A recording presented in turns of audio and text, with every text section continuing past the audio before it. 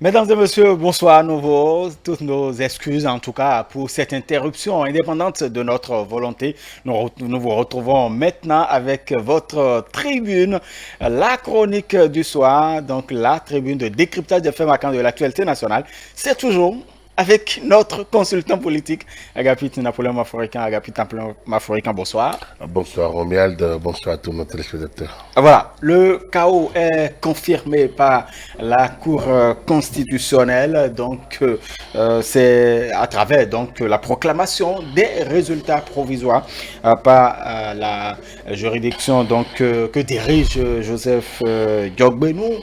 On pourrait dire sans grande surprise justement que le chaos est confirmé à Agapit Napoléon Africain.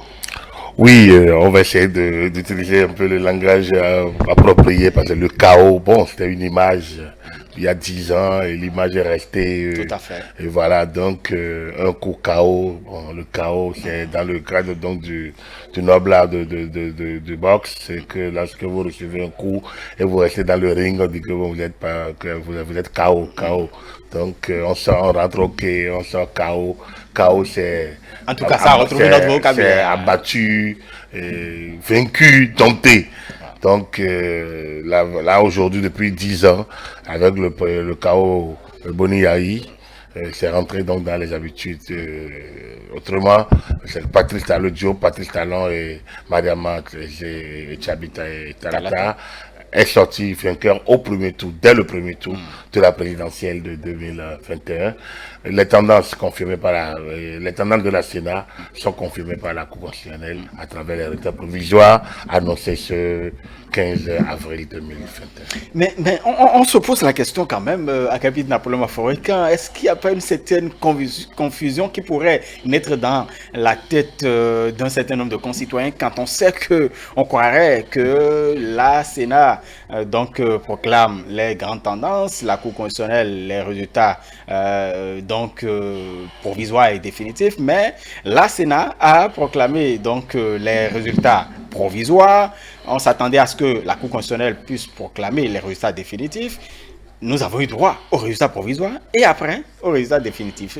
Qu'est-ce qui en est concrètement par rapport au nouveau Écoutez, code électoral? je blaguais sur un forum hier avec des gens qui étaient surpris que la Cour constitutionnelle veuille encore proclamer des résultats provisoires. Exactement. Et je disais que bon, non, il y a les résultats provisoires sous réserve et les résultats provisoires sans réserve. En fait, bon, c'était pour charité, mais ça montre un peu que notre code électoral, la loi 2019-43 du 15 novembre 2019, pourtant, code électoral doit pouvoir être corrigé. Il y a quelques incongruités qui méritent d'être revues, notamment par rapport au travail.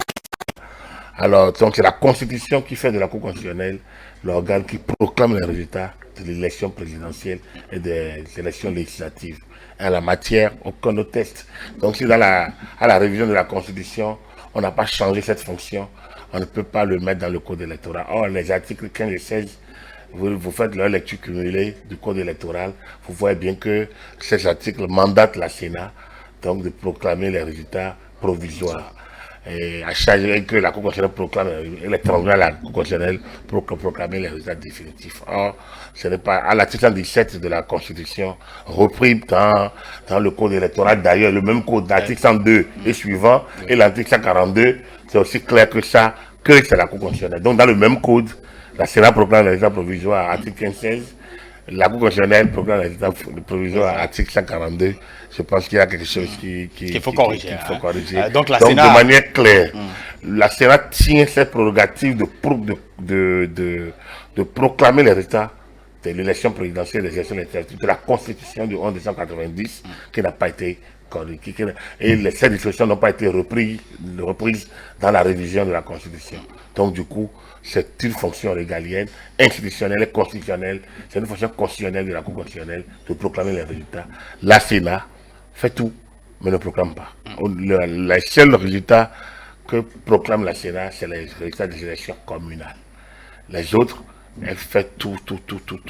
Elle livre de façon brute, et donc les grandes tendances. Et elle transmet les documents à la Cour constitutionnelle. Ce qu'il faut retenir par là, c'est quoi? C'est que, oui, cette fois-ci, cette année, la Sénat a pris une décision, mais elle a pris la précaution de dire sous réserve des améliorations, bien des rectifications, des modifications. Donc, ça veut dire que aucune décision ne peut être, vous ne pouvez pas rendre une décision sous réserve, parce que le sous réserve, la décision provisoire devient définitive s'il n'y a pas contentieux. Ou après règlement du contentieux. Or, le contentieux est exprès. C'est-à-dire que au niveau du contentieux, il faut qu'il y ait saisine, il faut qu'il y ait recours. Vous voyez? Donc, si vous étiez titulaire de la décision, ce ne serait plus sous réserve. Ce serait décision d'un important résultat provisoire. Et à la fin, on va dire, les gens ont 5 jours pour déposer leur recours. Or, dans le cas d'espèce, en mettant portant des décisions sous réserve, ça montre que la vraie décision appartient à un autre organe. Donc voilà un peu, je pense qu'il faut corriger un peu la discussion de l'article 15-16 du Code électoral. Voilà. Rabit Napoléon Baffory, quand vous avez parlé justement de la Cour constitutionnelle qui pourrait faire des redressements, on a eu droit à cela parce que le taux de participation, oui, le taux de participation justement a changé. Bon, un peu, parce que 50,17 par la Sénat, aujourd'hui on est à 50,63. En tout cas, la plateforme électorale des organisations de la société civile continue à défendre quand même son taux, parce qu'elle nous a habitués depuis quelques années à ça quand même. Non, deux choses. Oui, la Cour redresse toujours, mais il n'y a pas grand-chose. Donc il faut saluer le travail de la Sénat. C'est-à-dire que le travail technique fait par la Sénat a été bien fait. Donc pas grand-chose à changer au niveau de la Cour constitutionnelle. Au niveau de la plateforme, bon, évidemment, je le dis, mais ça n'a pas changé parce que les écarts étaient déjà grands. Parfois, lorsque les écarts sont suffisamment rétrécis, très étroit. Parfois, ça peut être les 50%, les quelques 40-50% de 0,40 ou 50% de marge peuvent peut-être impacter aussi le score. Et surtout de manière significative. Et effectivement, non, au niveau du duo. Cette fois-ci, ça ne change pas les positions, donc ça ne change pas les enjeux. Mais attention, il y a des moments où ça peut changer les enjeux. Et ça me rappelle justement 96, où Soglo estime que la Cour lui a volé 400 000 voix.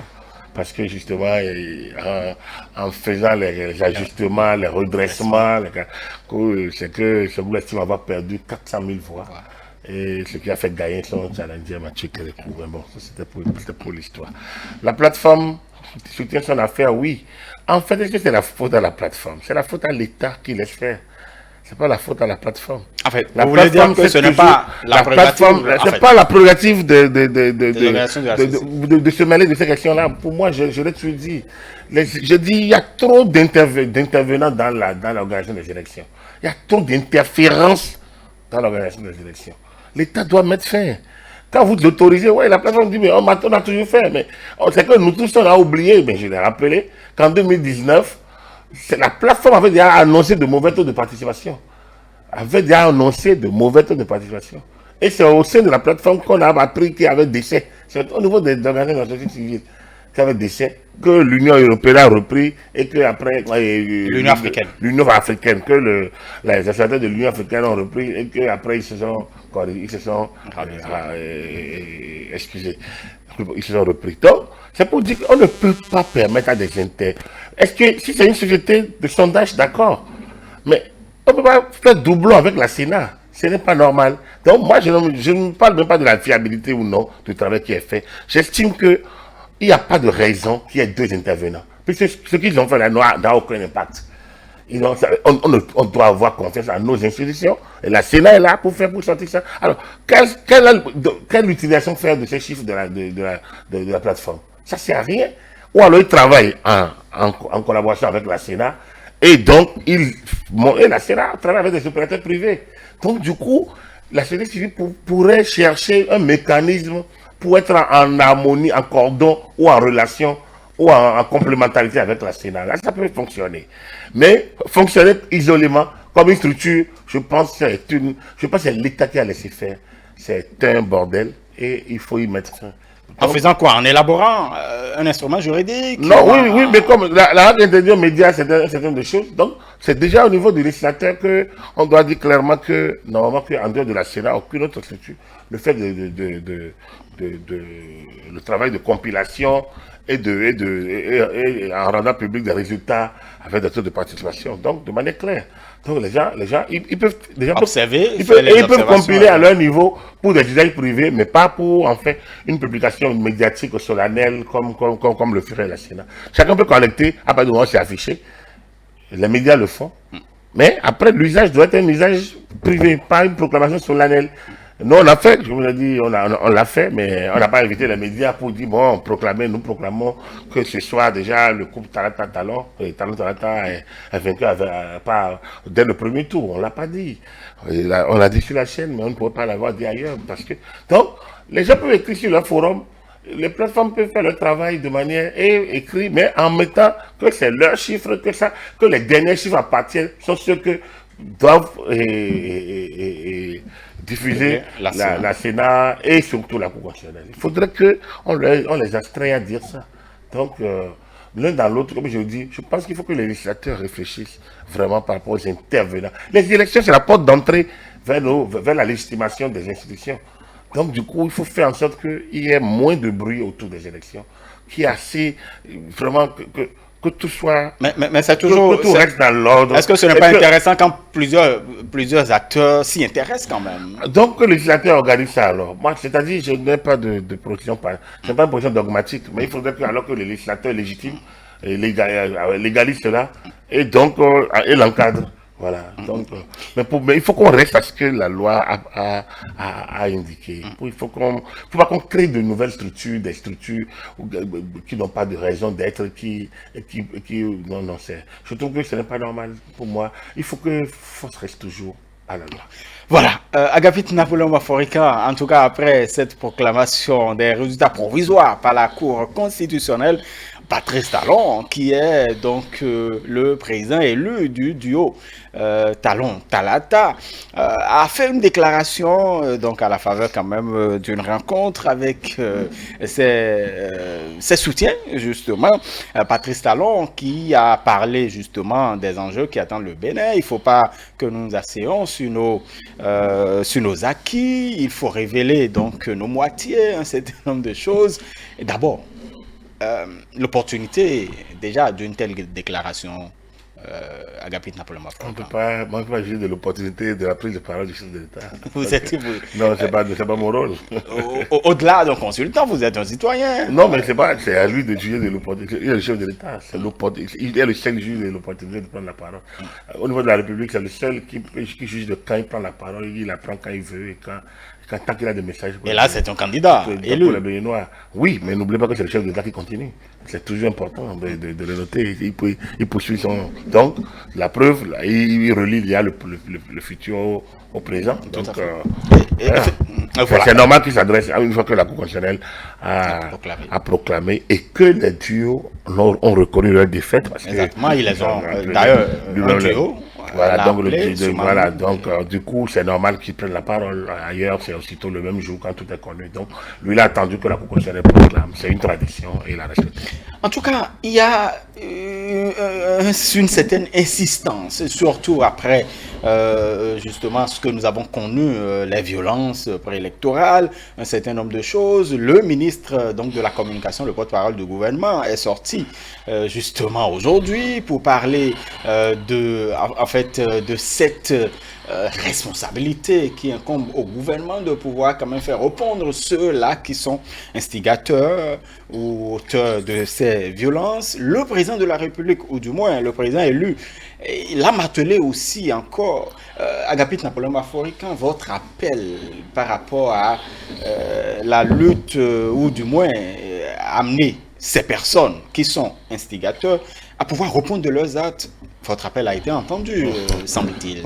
Non, certainement pas le mien seul. Je pense que l'État aurait ouvert les yeux en comprenant qu'il faille vraiment décourager ce type de pratique qui tendent maintenant à devenir institutionnelles, à devenir coutumières, où les gens peuvent vandaliser et on les applaudit, où les intellectuels, la classe politique, les gens peuvent médire, vouer aux gémonies les institutions et fonctionner comme si de rien n'était. Je pense que ça ne contribue pas à apaiser le fonctionnement le vivre ensemble, à rendre apaisé le vivre ensemble, à rendre cohérent le vivre ensemble.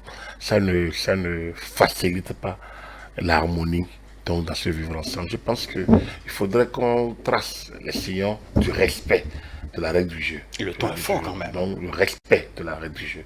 Et ce respect n'existe pas. Donc si les règles sont clairement établies et quelqu'un ne retrouve pas sa place ou bien trouve qu'il est lésé, il y a les voies de recours.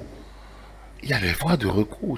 Maintenant, si vous ne croyez pas aux voies de recours, mais là, il faut quitter la société parce que ce n'est que ça qui peut nous permettre de nous en sortir. Sinon, on va rentrer à la loi du talion. Et donc, il faut que chacun réponde de ses actes. Toutes les déclarations au monde accordent à chacun la liberté de faire ou de ne pas faire, d'aller ou de ne pas aller, de dire ou de ne pas dire, à chacun à répondre devant la loi. Donc, il ne faut pas qu'on oublie que toute liberté est accordée, mais sous réserve de sa régulation par les institutions, et donc sous réserve des dispositions de la loi. Alors, on a l'impression que cette partie est souvent oubliée, et chacun va, et c'est les intellectuels, et surtout quand vous êtes juriste encore, progresseur du droit public, vous vous permettez certaines sur les universités agrégées, on pense que bon, ça donne une carte blanche pour aller au-delà du droit. Non, nul ne peut aller au-delà du droit, nul ne peut aller au-dessus des lois. Nul ne devrait. Nos sociétés ont toléré ces choses, mais il faut, avec ces 2 dernières années où l'incivisme et l'affront aux institutions a pris du pas et s'est taillé suffisamment d'espace, il est important qu'on revienne à des fondamentaux. Lorsque vous écoutez un certain Robert Dessous, par exemple, donc parler, tout à l'heure sur une radio. Justement, il trouve que l'élection est une pièce de théâtre. En fait, alors quelqu'un comme ça, qui a écrit qui a géré la Cour constitutionnelle, une Cour constitutionnelle qui a dirigé l'Assemblée nationale. Je vous dis, une Cour constitutionnelle qui a dirigé l'Assemblée nationale vers l'usage de la LEPI. Une Cour qui a imposé la LEPI avant même que la LEPI ne soit disponible. Une Cour qui a demandé, qui à chaque fois fait injonction au Parlement pour faire entrave à la majorité parlementaire de l'époque qui était de l'opposition. Alors, il a dirigé cette cour-là. C'est quelle démocratie si ce n'est pas la nôtre? C'est quel usage de la liberté des autres, de la majorité parlementaire, lui faisait à l'époque, si ce n'était pas en respect des textes de la République. Et donc, là, je vais vous l'écouter, mais vous arrachez les cheveux en disant, et pourtant, il a dirigé, lui-même a été membre de la Cour constitutionnelle de cette manière. Il a été membre de la Cour constitutionnelle de cette manière. Et la proclamation du chaos, il y a 10 ans, on sait tout ce que tout le monde disait de lui. Moins de quelques années après, il s'est fait une nouvelle virginité. Non, c'est ça qui rend incohérent justement le discours. C'est ça qui fait que les gens se perdent. Parce qu'on dit, mais toi, tu étais dans tel rôle il y a quelques années, mais toi, tu viens critiquer encore. Donc, je pense que, ou bien certains perdent vite les repères, c'est pas normal. Il ne peut pas perdre vite les repères, il faut qu'il les garde. Il faut qu'il les garde. Et ils peuvent ne pas être d'accord avec le processus. Mais il ne peut pas parler d'une pièce de théâtre. Parce que nos élections de cette année n'ont pas été pire que celles d'il y a 10 ans. Il y a 10 ans, les gens ne trouvaient pas, les noms étaient, tu étais inscrit à Porto-Novo, ton nom se retrouve dans le mono, dans le Koufo. Et ainsi de suite. C'était une dramaturgie totale. Tout le monde savait ça. En fait, il trouve que les dés étaient pipés depuis 2019. Non, les dés n'étaient pas pipés. C'est vrai qu'il est procès du droit public, c'est lui qui apprend que tout repose sur la loi. Et les lois ont été votées. Et les lois ne sont pas de l'angélique. On ne fait pas des lois de l'angélisme. Tout ce qui est autorisé, tant que c'est autorisé, on est le bien dans les standards. Maintenant, quand il parle de tout, c'est normal que les gens tracent le jeu. Quand le jeu est tracé, tu sais le jeu est tracé. Tu te prépares en conséquence. C'est tout. C'est une affaire de rien n'est sain. La loi, c'est la vision de ceux d'aujourd'hui traduit en force. Et pas force exécutoire, pas le vote au Parlement. La loi change, la loi n'est pas. C'est pour ça que rien n'est dans du marbre. Ça peut changer quand une majorité de gens, qu'une vision nouvelle change, apparaît. Donc, il n'y a rien, il ne faut pas qu'on nous fasse croire qu'il y a un standard. Eux, ils sont restés là depuis 30 ans, ils ont taillé la Constitution à leur mesure, ils l'ont utilisé. Mais il est normal qu'ils s'effacent. Il faut qu'ils acceptent de s'effacer pour que d'autres personnes aussi montrent de quoi ils sont capables. Donc c'est un peu ça. C'est comme si on ne fait pas comme eux le veulent, on n'est plus en démocratie. Ah non, il n'y a pas une seule couleur de démocratie. Sinon les monarchies là, au nom de quel principe une famille règne et bénéficie des droits, même parfois même ne sont pas imposés, et ça va de peu en plus dans les grandes démocraties. Au nom de quoi? Donc, les monarchies constitutionnelles aussi, c'est une réalité de chaque pays. La logique en démocratie, c'est d'abord quelles sont les règles, les leviers sur lesquels on s'entend. Quand vous vous entendez, on définit la règle du jeu, on trace le jeu, et puis chacun rentre dedans. C'est ça, il n'y a pas de standard. Il y a des normes internationales. Nous sommes dedans. Après, chaque peuple. Et c'est là que dans le discours du chef de l'État, il faut saluer la partie où il parle de le développement du Bénin pour les Béninois. Le travail qui est fait pour les Béninois, c'est pas pour les étrangers qui ne comprennent pas nos logiques et qui racontent n'importe quoi sur enfin, ils demandent qu'ils observent, hein, qu'ils attendent et qu'ils observent. Eux n'ont pas le temps d'observer. Ils sont dans du show. Parfois, ils ont envie. Donc bon, mais je pense que le message doit être passé. Nous sommes Béninois. Nous avons nos réalités. S'ils ont besoin de comprendre, évidemment, il faut qu'ils viennent et qu'ils se taisent et qu'ils regardent. Mais ils n'ont pas ce temps. Donc ils disent n'importe quoi là-dessus. Agapit Napoléon Maforika, on croyait que le second mandat, il y aura une certaine accalmie, ça commence. En fait, ça n'a pas, on attend hein, la cérémonie et tout ça, mais Joël Aïvo a été auditionné, et puis après, mandat de dépôt, ça va vite et fort. Après, le gouvernement a promis sévir à tous ceux qui sont impliqués directement ou indirectement dans les cas de terrorisme et de violence. Donc, est-ce que ça ne va pas rendre le climat délétère compliqué?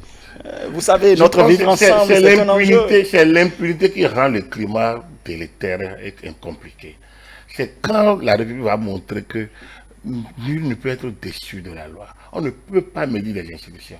Je dis, nous ne pouvons pas bâtir un Bénin de demain solide et durable si on ne met pas force sur les institutions. Les grands pays, c'est quoi? C'est les institutions. Vous avez vu, quand les gens ont envoyé le capital, vous avez vu comment même dans le propre camp de Donald Trump, les gens étaient horrifiés. C'est ça qu'on appelle les institutions. Il faut une culture de la démocratie. Ce n'est pas les individus.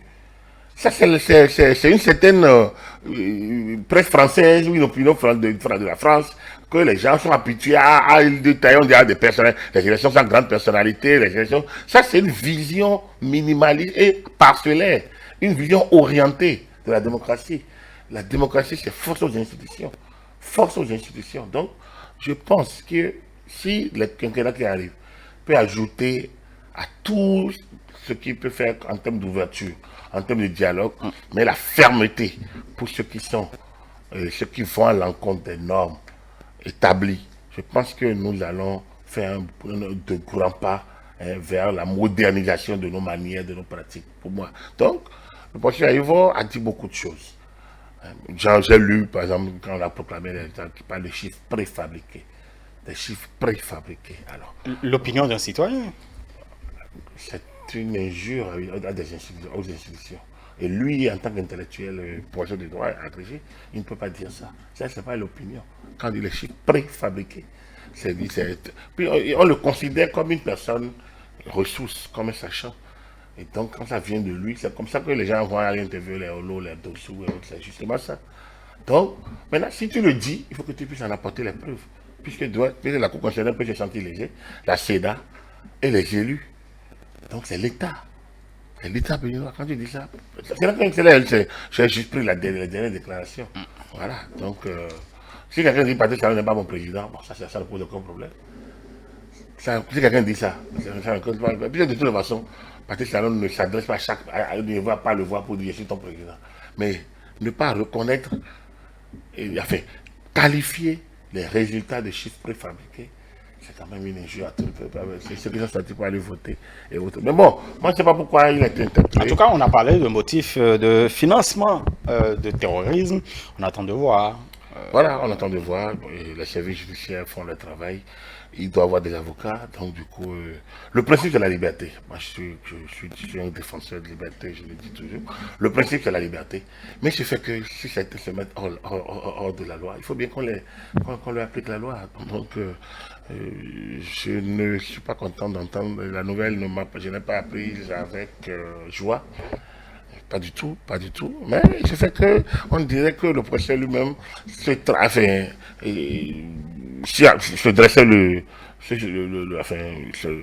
se traçait le sillon vers là. Parce que bon, il se privait d'aucune déclaration et parfois péremptoire, à mon avis. Je trouve que c'était osé de sa part. Bon, maintenant, il faut qu'il réponde ses actes. Très bien, merci à vous, Agapit Napoléon Maforkan, consultant politique à ETélé. Vous êtes par ailleurs expert électoral. Mesdames et messieurs, merci d'avoir suivi donc la chronique du soir. Nos programmes se poursuivent par ici. Agréable suite de soirée à chacun et à tous.